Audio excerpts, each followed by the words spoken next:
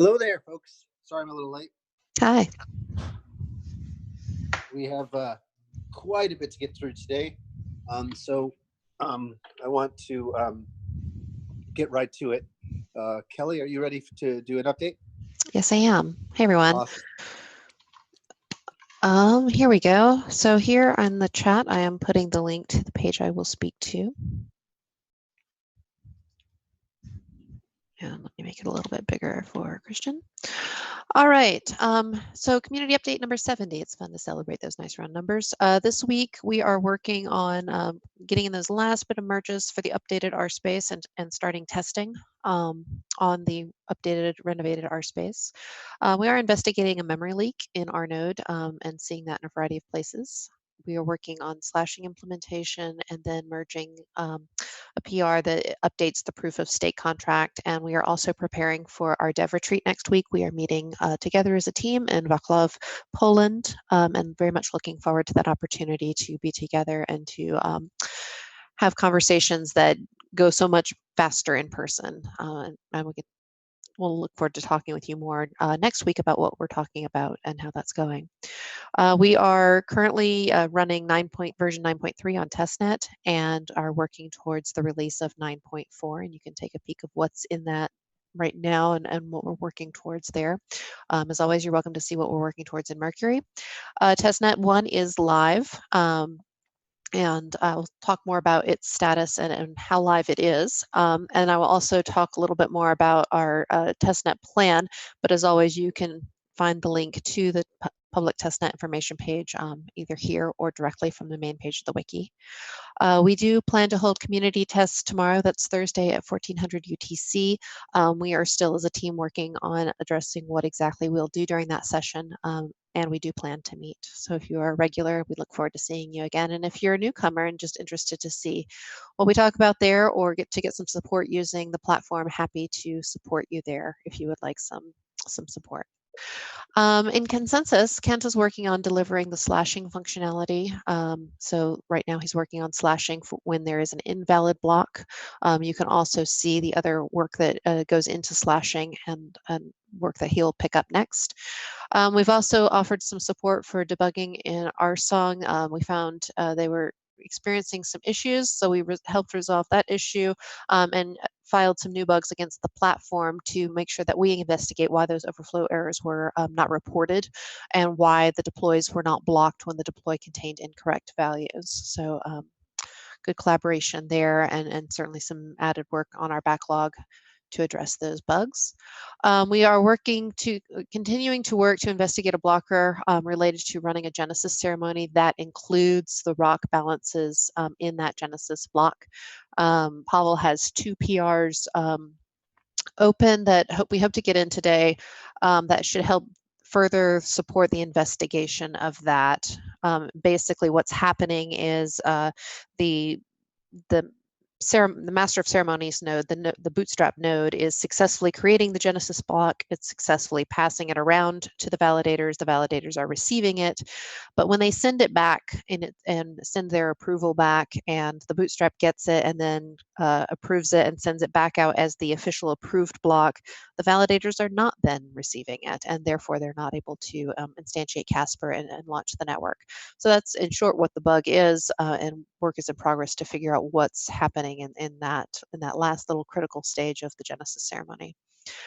Cost accounting, there is we should get that PR in very, very soon to update the proof of stake contract so that will support use of the Rev Vault.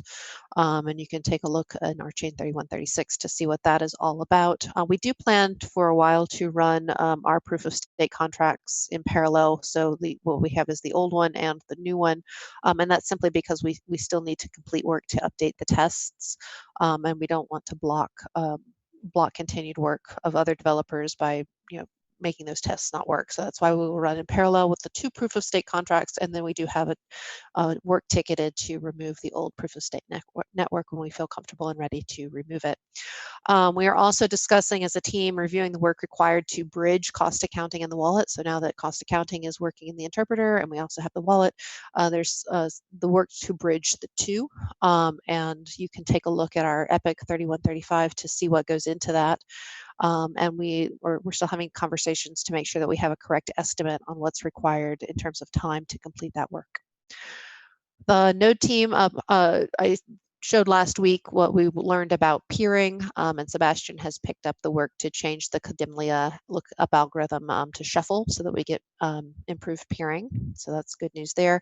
And he's also started work on this bug 3328. If you are a testnet user and you're seeing very often the warning message about malformed messages, that's what 3328 will address. So we hope with the resolution of this to make your logs a little quieter with those warnings and clean up your console a little bit.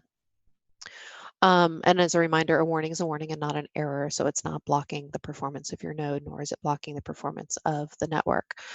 RSpace, we are taking next steps probably as soon as tomorrow to start running the new RSpace in Node and to test it on our development testnet.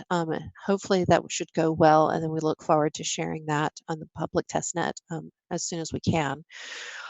We are, as a team, investigating the bloat that we're observing in the tuple space related to Rolang.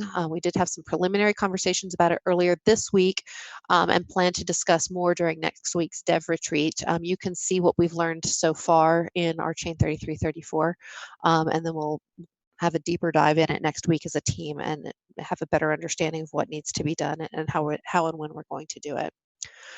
The SRE team is investigating issues related to memory that we're observing in nodes both in CI and in testnet, and Tomasz is working on that. Hopefully we can get some better understanding of where it's happening and the hotspots and work quickly to fix that. This does impact testnet, and what we've observed over the really since the end of last week is that nodes do run out of memory. They do need support to restart them, and we're being very successful in restarting them without losing the state of the DAG. So our block store is working exactly as we'd like it to. We can kill a node that has run out of memory, we can restart it, and it picks right back up from where it left off and then rejoins the network fairly quickly. So that is good news there. We are also working to upgrade drone. I feel like I say this every week, and the truth is I do say it. I have been saying it for the past several weeks, but we've had other priority work. And the memory work certainly supersedes the effort to upgrade drone. So as soon as we're got the memory work running, Tomasz will pick up the upgrade for drone. It's not really a blocker, it's a nice to have. Good news related to our work with Whiteblock. Adam and the Whiteblock team are working very well together over the past week, and good progress is happening in our effort to deploy an automated test in the Whiteblock infrastructure. You're welcome to go see what we're doing. If there's a link to the repo here, it will describe for you what that test is. And when I say effort to deploy, we're working towards being able to successfully use that infrastructure to run that automated test. And so there's a bit of back and forth as their infrastructure is in development and our test is in development, and making sure that they work together. So that's the bulk of that work there. I do want to call out the public testnet information page. You can get to it from the main wiki. We had a couple changes to this page as of today. As always, you can find out what testnet is running and how you can connect to testnet. You are always able to see issues that are related to and impact the functionality of testnet, including the times that we've rebooted and why.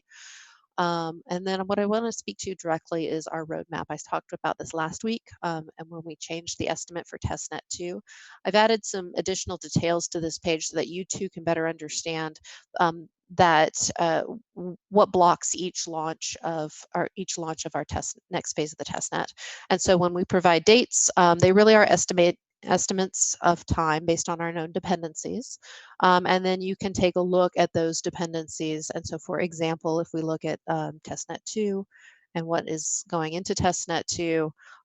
The functionality that we're adding in testnet 2 is the use of community validators, the demonstration of a genesis ceremony with the issuance of test rev based on wrong balances, and then the ability for users to claim their genesis issued test rev. And this is the work that needs to be done in order to deliver testnet 2. As I mentioned, as part of our cost accounting update, we are in progress of having conversations so that we have a better sense of estimated time. But right now it looks like we will not make our next week's estimate, and I will have more clarity on what that time will look like, hopefully by early next week before we talk again here. So with that, are there any questions about our development work to date or related to testnet?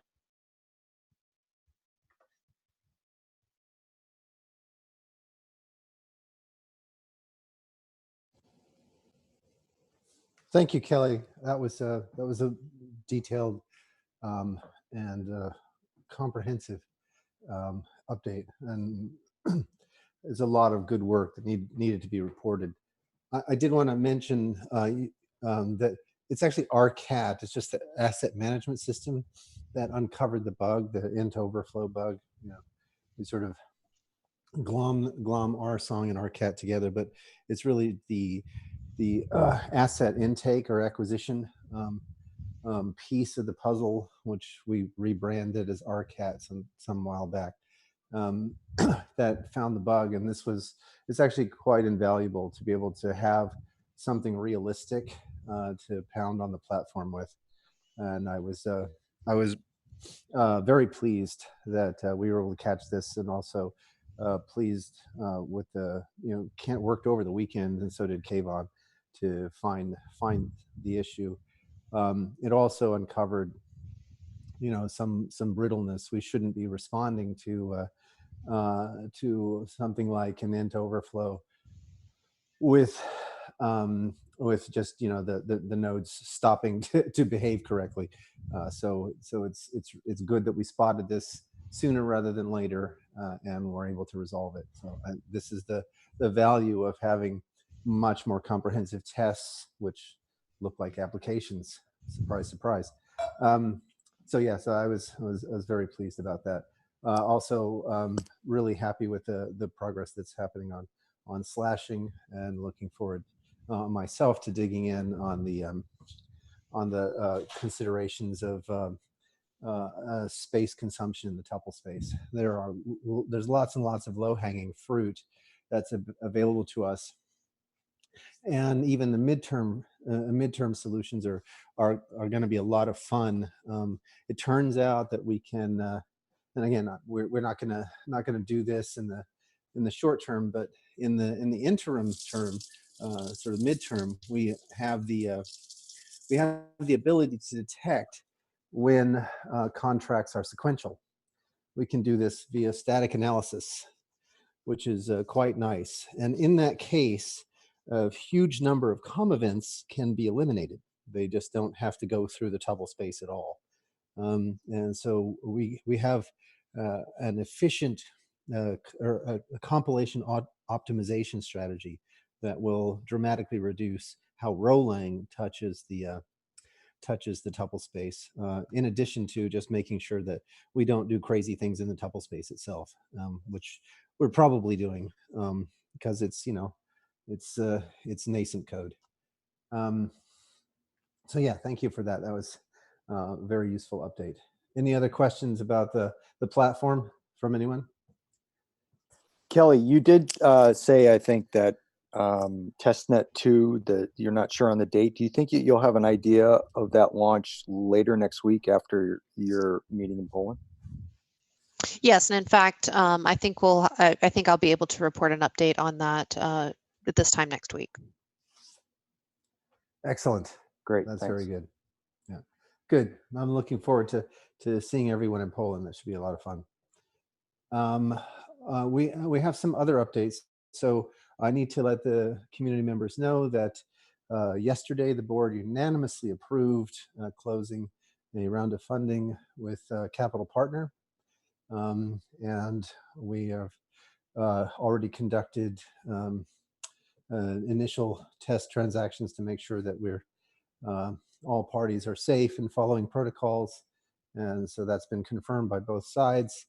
And we should have the funding completed this week, which gives us significant runway for the co-op, and also gets us plugged into a network of other funders that are quite sympathetic to RChain. So we're excited about this opportunity. It also means, as a consequence, that the membership, the capital partner who joined us has become a member of the co-op. It means then, of course, that the terms that were available to the capital partner will also be made available to the membership, and we'll discuss those terms in detail with the membership in the closed door session, and make documents available so that people understand that there's an opportunity for them to participate in the same way that our capital partners to date have participated. But it's good news, sigh of relief for the co-op, because we've closed on a deal and are now able to breathe a sigh of relief for the next several months. Let's see, any questions on that? Can you say what the name of the partner is, Greg? Oh, of course, in the closed door session, more than happy to do that. Okay, so it's the name, the details of the terms, that will all come out in the closed door session. Yeah, and of course you and I have been communicating back and forth on Discord, so it should be no surprise for you. Oh, okay, so it is that partner then. Okay. Indeed, yes. And so we're as a part of this, there are of course several other things that have to be rectified. I will want to, as a part of, I think it's IOB 4, make sure that the membership knows that the board is now, along with council, actively contemplating certain actions with respect to the Genesis ceremony, and parties that have breached contract with the cooperative. It's my requirement to do so, and we'll talk a lot more about that in the closed door session on Friday. But I want to alert people that this is going to be a topic of conversation based upon the conversation that I've had with many members of the community. They are very supportive of this idea, but I need to make sure that there's a good sentiment around it, because it's a serious action and not to be taken lightly. Greg, just to be clear, you have transacted this deal. So it has been agreed by the board and it has been transacted. The deal has been executed. We have board minutes with the resolution behind it. Of course, as I now need to point out, since members don't quite understand this, there's the office of the presidency does not require authorization from the board to do deals like this. However, it has been my policy that the board is always informed, and in almost every single case that there is a board resolution behind it. So I have acted to constrain the office of the presidency, even though the bylaws do not constrain the office of the presidency. But you're saying that the current board members have current board members voted unanimously, and on, including Ravi, and it's on video, including Ravi. Okay.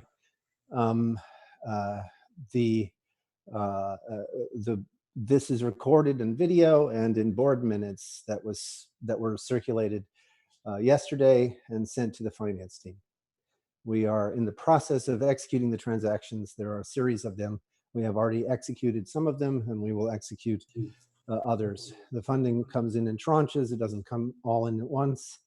And those tranches are not related to development milestones, in case anyone is interested. And you will uncover the terms and conditions associated with that funding on the Friday meeting.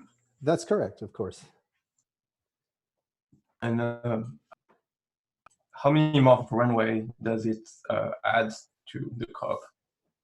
So the initial funding gets us through August, which is well past when we expect to deliver mainnet.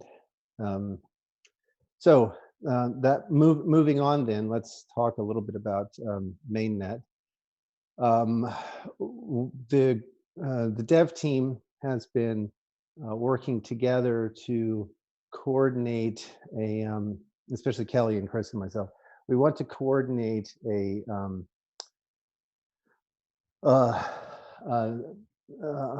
rollout of the network that is realistic.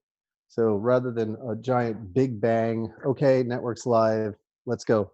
That doesn't actually work in terms of real networks, especially networks that are relatively large and expect to grow over time.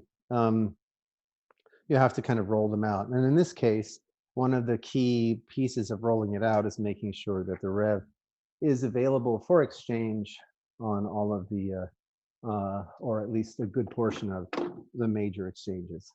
So what we are contemplating now is a phased launch in which after the hardening phase, we have an interim period where the code is frozen, but everyone can see that the network is up, that there are no destabilizing changes to the network, so that those network nodes can be rolled into exchanges, and the exchanges assimilation protocols can be respected, and it's just about getting the nodes into those exchanges. There are some exchanges, for example, that require at least 2 weeks of read-only behavior with respect to the nodes before they allow any transactions. So each exchange has their own different protocol for getting the nodes in. So we need to have this interim period. But during that period, we don't want to say that the network has not been launched. That would be a misnomer. But we do need to recognize that we have to minimize engagement of the network on the main network while we're getting it onto exchanges, and also use that time to make sure that we have discharged our obligations with respect to notification, so that everyone who needs to be notified that the network is live has been notified, and that there's there isn't any room for people to be scammed or otherwise taken advantage of. So there's plenty of notice. So with respect to that, we're proposing, probably the language might change, but we're proposing a notion of a soft launch, which is, we're done with hardening, but we don't want to call this the big public launch. And then at a certain point, say 3 to 4 weeks post the soft launch date, or possibly a little longer, depending on how we organize the notification period and any sort of marketing that we want to do around that. Sometime from that, say roughly 1 month, is when the official sort of public announcement of the launch of the network goes. So let me stop there and make sure that people understand what I've just said and the rationale for what we're talking about. It made sense, Greg. I just want to know if HackerOne is going to be involved in that testing. Yes. Okay. They will. So I spent some time with HackerOne last week, and we agreed that we'll get them involved once we get some way into testnet 3. So right now we have not done testnet 2, but as soon as we get through testnet 2 and some way into testnet 3, that's the point at which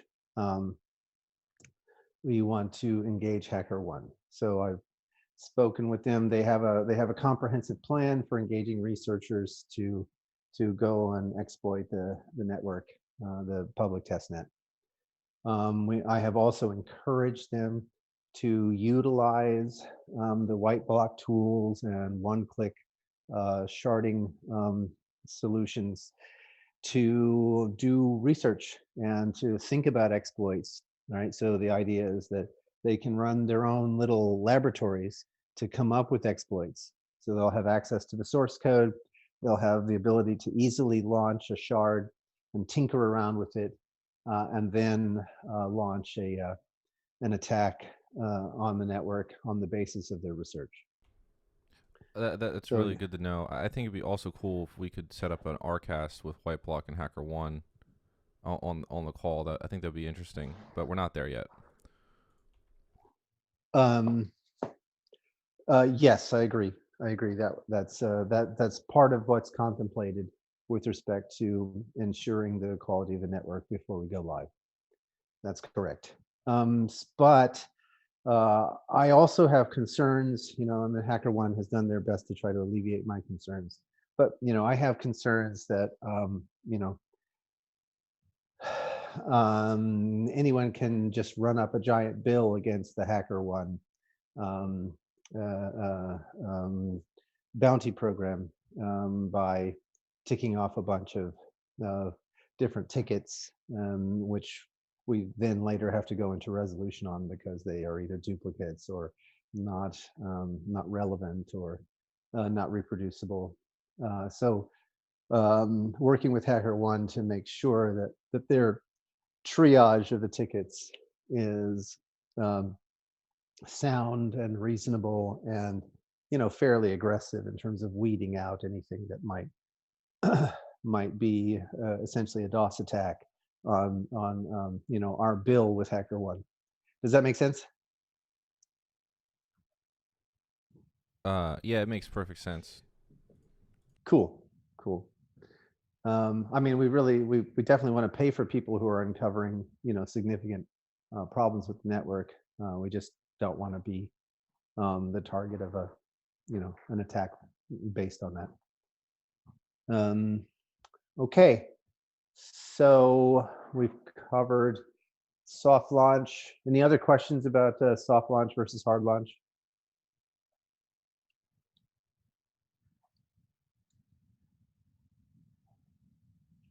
I had another question, which is we've been talking back and forth a little bit on this, Greg, but it has to do with the tiers of staking and whether or not we're going to roll out a validator. How would you say? So some sort of validator sale leading up to this whole kind of maneuver. Does that make sense? Do we really want to dive into that right now, though? I'm not sure we want to dive into Okay. that here. Yeah, certainly the economics that we're contemplating for the network gives us the highest rate of return on investment with the lowest inflation. So that's been the point. That's been the sort of sweet spot we've been contemplating since August of last year, right? So we kind of went through the economics several times, and there are some there's some balance points, right? There are a lot of networks that offer a particular rate of return at the cost of a 15 or greater 20% inflation rate, which is ultimately not good for the networks. It's not good for the token. It's not good. Yeah, it's just basically an inflation rate that will undermine the economy there. So what we were aiming to strike was this balance point where you're maximizing rate of return and minimizing the inflation against the token. And a lot of that information has been kind of baked into IOB5.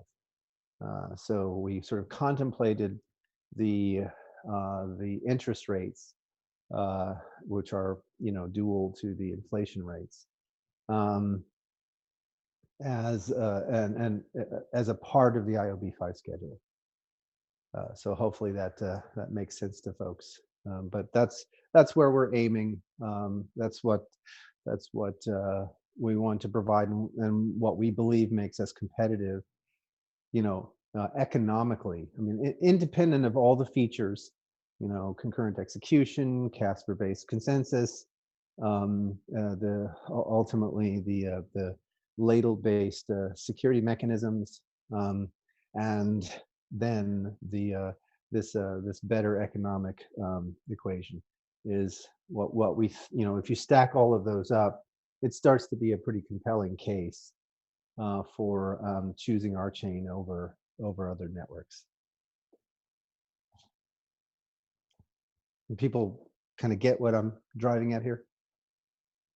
Yeah, it makes sense. I just think that Yeah, it's really exciting. I mean, we should definitely get involved in some get the committees involved in pricing out those terms, because I mean, I'm assuming the co-op would have some function early on, but later on it's up to the node operators to set their own terms, right? Totally. Yeah, I mean, at the end of the day, the node operators are going to create this healthy, vibrant economy, right? So they'll be the ones that are kind of looking at, okay, well, the flow to gas of this block of client requests makes them very attractive, whereas the flow to gas, I'm sorry, the rev to flow, I misstated that entirely. The rev to flow pricing structure for these client requests make them very attractive. These make them less attractive, and so there'll be healthy economies around validators who are willing to take less in terms of the rev to flow but make it up on the volume end, versus ones that are taking a much higher rev to flow conversion, more expensive rev to flow conversion with but they offer premium services, like they've got extra compute or other kinds of things. So that should be a very vibrant and healthy economy that is like the sky's the limit. There is the way I've been thinking about it for quite some time. It is a bit,